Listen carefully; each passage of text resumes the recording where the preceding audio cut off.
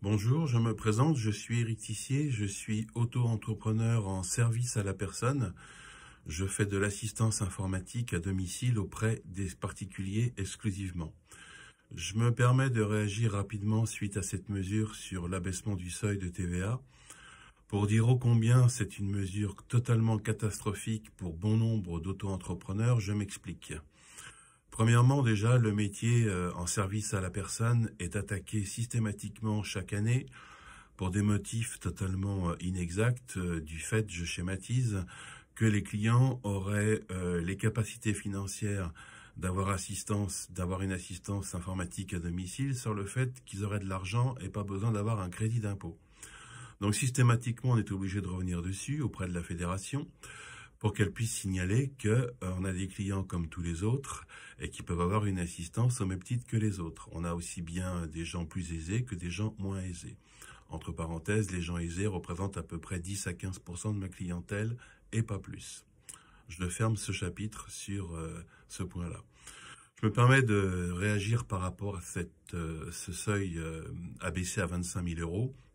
Il faut bien savoir que pour bon nombre d'auto-entrepreneurs, et c'est mon cas particulièrement au sein du service à la personne, les particuliers ne récupèrent pas la TVA. Donc si on doit intervenir au niveau de la TVA au-delà de 25 000 euros, on devra soit augmenter les tarifs de 20%, c'est tout à fait inenvisageable en service à la personne, en tout cas auprès des particuliers, soit baisser notre activité, soit au pire des cas, faire du black.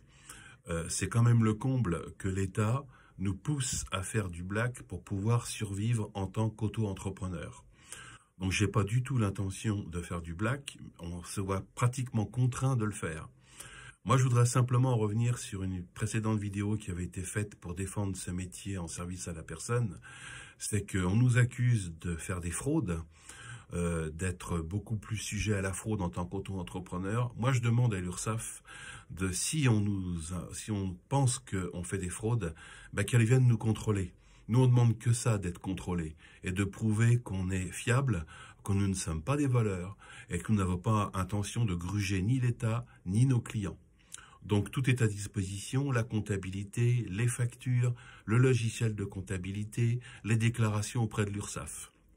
Donc ce serait quand même malheureux de devoir en arriver là et de porter sans arrêt sur nos épaules le fait que nous ne sommes pas des gens sérieux et qu'on peut payer la TVA simplement pour répondre à le lobby des artisans pour les grandes entreprises, en particulier le BTP, qui ne veut pas voir les auto-entrepreneurs travailler en face d'eux.